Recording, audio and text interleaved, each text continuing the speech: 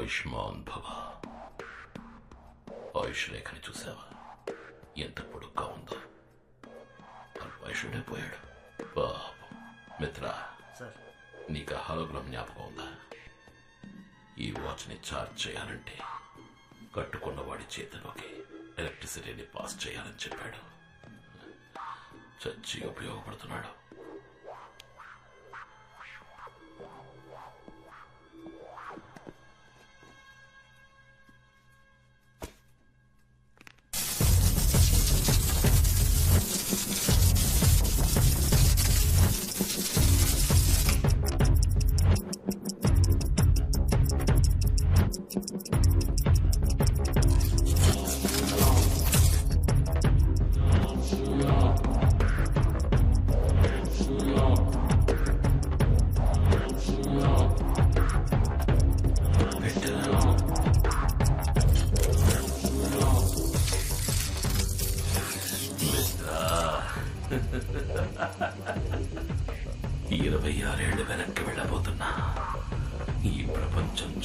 చరిత్ర సాధించిన ఘనత అన్నిటినీ నా కాళ్ళ దగ్గరికి తెచ్చుకోబోతున్నా. వచ్చి ఈ వాచ్ని తాకు. నేను కోల్పోయిన ఇన్నేళ్ల జ్ఞాపకాలతో పాటు నాకు నువ్వు కావాలి. ఈ ఇద్దరం కలిసి వెళదాం.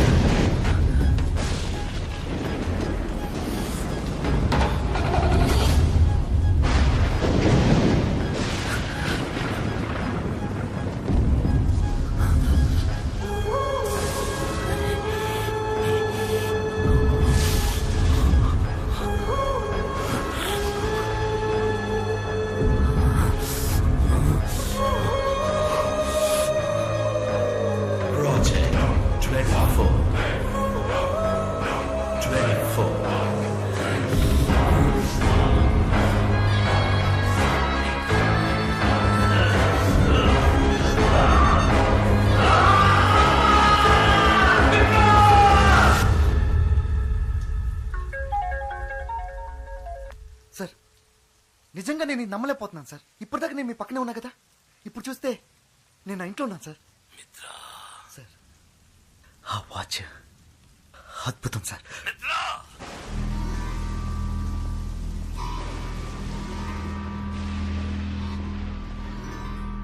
ఏమైంది సార్? వాడు గెలిచాడు. ఆ శివకుమార్ గెలిచాడు. వాడు దానికి ఎందుకు 24 అని పేరు పెట్టాడు? అది కేవలం ఆ తారీఖులో ఉన్న 24 గంటల లోపు మాత్రమే తీసుకెళ్ళగలుగుతుంది. 26 ఏళ్ళు కనీసం నిన్నటికో రేపటికో కూడా మనల్ని తీసుకువెళ్ళలేదు. దీన్ని మార్చి సరి చేయడానికి ఒక్కడే ఉన్నాడు. మణి, శివకుమార్ సుపుత్రుడు. వాడిని మనం చంపేశాం కదా సార్. ఇప్పుడే వాడి ఆయుష్ రేఖ బలం తెలుస్తుంది. తారీఖు చూడు, టైం చూడు. మనం అదే రోజుకి తిరిగి వచ్చాం. ఆగస్టు 15వ తారీఖు మళ్ళీ మొదలైంది. ఇంకా మనం వాడిని చంపలేదు. ఇంట్లో నిద్రపోతున్నాడు. 2 విషయాలు మన గురించి వాడికి రా తెలిసింది. ఆ పేపర్ యాడ్, అది చూసేవాడు వచ్చాడు, వస్తాడు. వాడు రాకూడదు. ఇంతవరకు వాడికి మన గురించి ఏమీ తెలియదు. ఆ యాడ్ రేపు ఏ పేపర్లోనూ రాకూడదు. సరే సార్. ఇక 2వ విషయం, లేచేపటికి వాడి చేతికి వాచ్ ఉండాలి, లేదంటే అనుమానం వస్తుంది.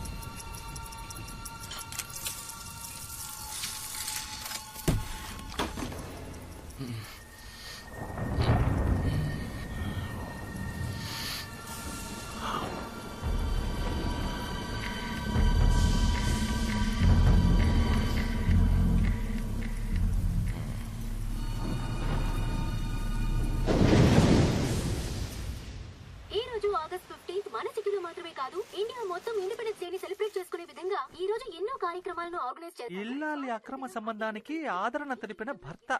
థూ! ఏ? వీళ్ళలో ఎవరిని కొంటే ఎవరు ఫ్రీ? ఎవరైనా మనకు ఓకే.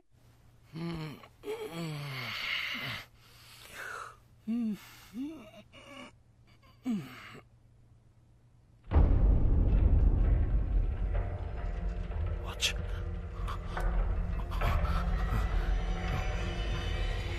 ఏమైంది?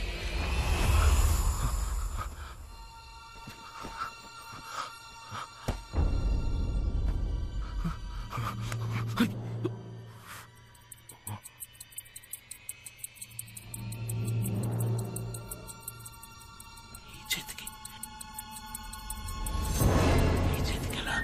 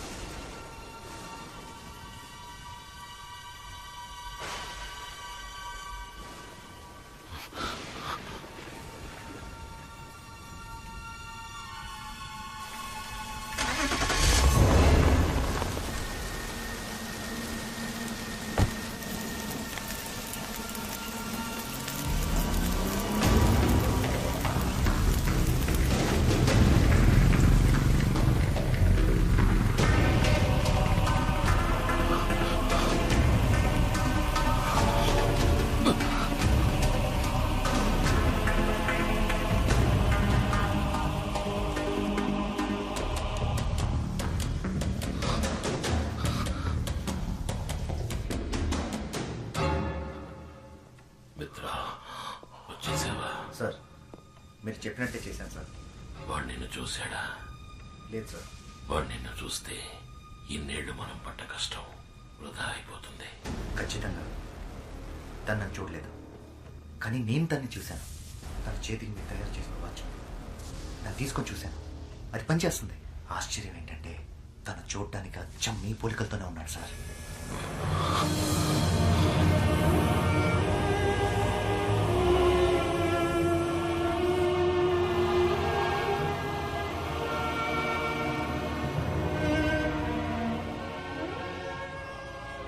ప్రియా, మిత్ర చెప్పింది విన్నావా?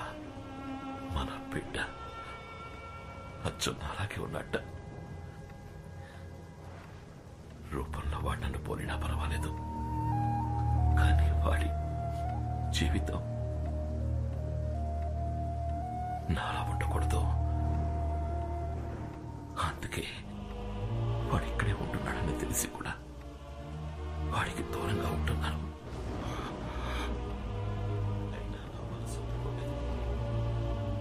అందుకనే ఒకసారి మన మిత్రాన్ని చూసి రమ్మని చెప్పాను. వాడు సంతోషంగా ఉన్నాడట, మంచి వాళ్ళతో ఉంటున్నాడట.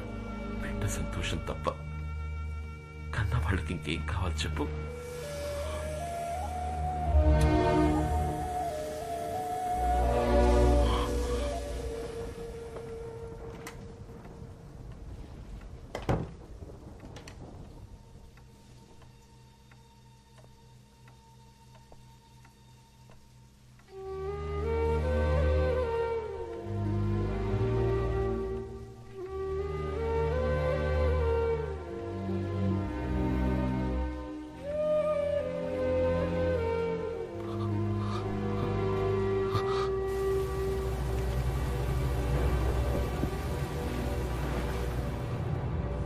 అదేనా సార్, వాడు వాచ్ పెట్టుకునే చేతికి కాకుండా మార్చి పెడితే ఖచ్చితంగా నన్ను ఫాలో అవుతూ ఇక్కడికి వస్తాడని అంత కరెక్ట్గా చెప్పారు.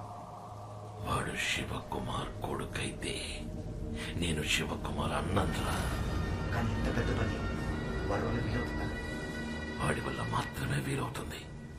వాడి బాబుని చూడకుండా ఏ పని చేసేవాడో తెలియకుండా పెరిగాడు వాడు.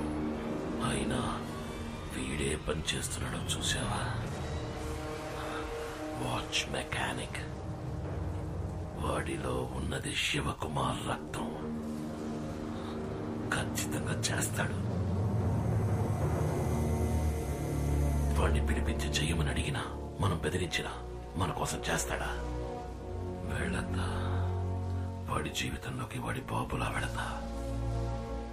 వాడి తల్లి గురించి చెప్పి తనని చూడాలన్న ఆతృతని పెంచుతా. ఆత్రేయ వాడి కుటుంబాన్ని దారుణంగా అంతం చేసిన కథ చెప్తా. అప్పుడు చేస్తాడు. ఫోటో ముందు కన్నీళ్లు కారుస్తూ నించున్నాడుగా, వాడికి జన్మనిచ్చిన తల్లి దానికోసం చేస్తాడు. వాడి బాబుననుకుంటున్న నన్ను నయం చేయడానికైనా చేస్తాడు. చేయించి చూపిస్తా.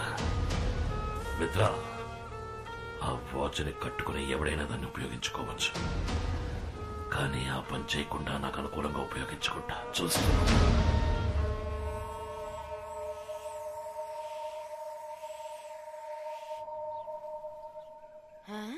అరేరే, నా బిడ్డకి జ్ఞానోదయం అయినట్టుందే.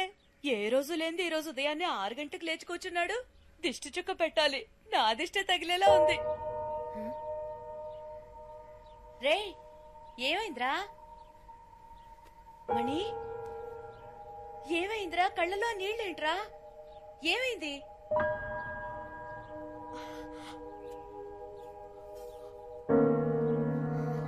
అమ్మా, వీళ్ళ గురించి తెలుసుకోవాలని ఆతృతతో అడగడం లేదు.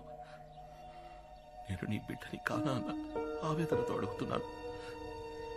మనం ఎలా కలిసామమ్మా?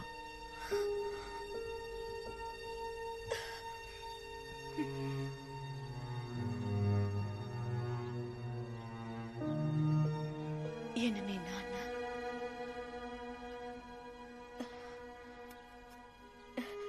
నువ్వు పెరిగి పెద్దయ్యాక నీ ముఖం చూస్తే అప్పుడు నాకు అర్థమైంది.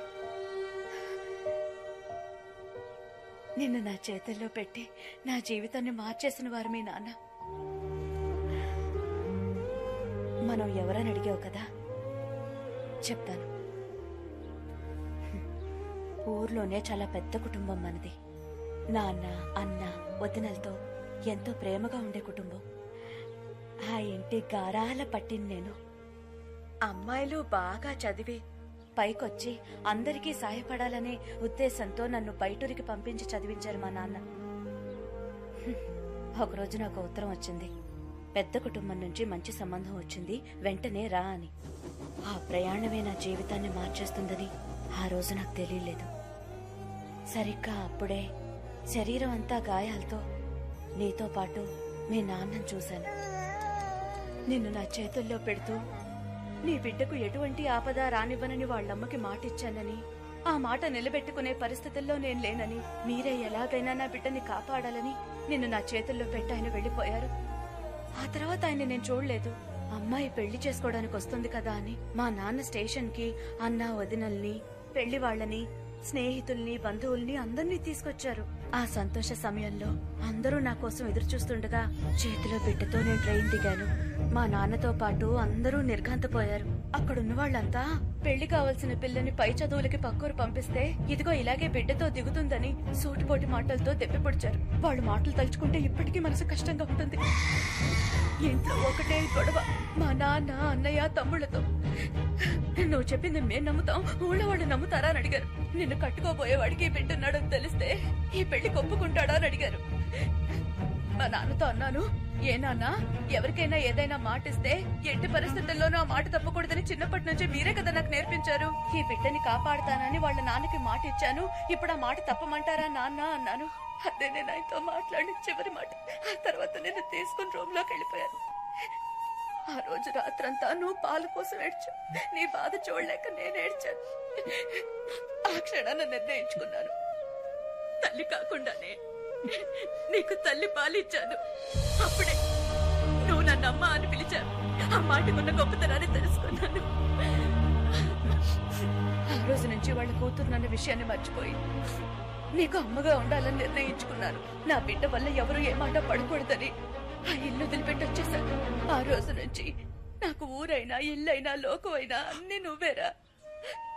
ఇప్పుడు చెప్తున్నానురా, ఏలాగా నేను నిన్ను 10 నెలలు మోసి కనలేదు, కానీ 26 ఏళ్లు నా గుండెల్లో పెట్టుకొని చూశాను. నేనేరా నీకు అమ్మని. ఎవరెన్ని చెప్పినా నేనే నీకు అమ్మని. నువ్వు నా కొడుకువి, నేను నీ కమ్మని, అంతే. ఏడవకురా, ఏడవకు. చూడు, వీళ్ళ దగ్గరికి నువ్వు నన్ను తీసుకెళ్ళు. వాళ్ళతో మాట చెప్పాలి. మీకు మీ బిడ్డని కాపాడుతానని మాట ఇచ్చాను కదా, ఆ మాట నిలబెట్టుకున్నారని చెప్పాలి. నన్ను తీసుకెళ్ళు. అమ్మా నాన్న అంటే ఎవరో తెలియని వయసులోనే నాకు వాళ్ళ దూరం అయ్యుండొచ్చు. అది పెద్ద విషయమేం కాదు. కానీ నాకు ఊహ తెలిసిన నాటి నుంచి నువ్వే నాకు అమ్మా నాన్న అంతా. కానీ నువ్వు 20 ఏళ్ళు కనిపించిన వాళ్ళతో ఉండి పెరిగి నా కోసం అదని దూరం చేసుకుని ఒంటరిదానిగా నన్ను ఇంతవాడిని చేశావు.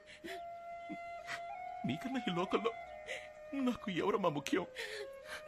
నాకంటూ లేని వాళ్ళు లేకుండానే పోనీ, కానీ నీకంటూ ఉన్న వాళ్లతో నిన్ను తీసుకెళ్లి కలపాలి. నాకదే ముఖ్యం. మాతాజీ, మొదటి నుంచి నీ యాక్టివిటీస్ ఏం బాగలేవు. పోరా.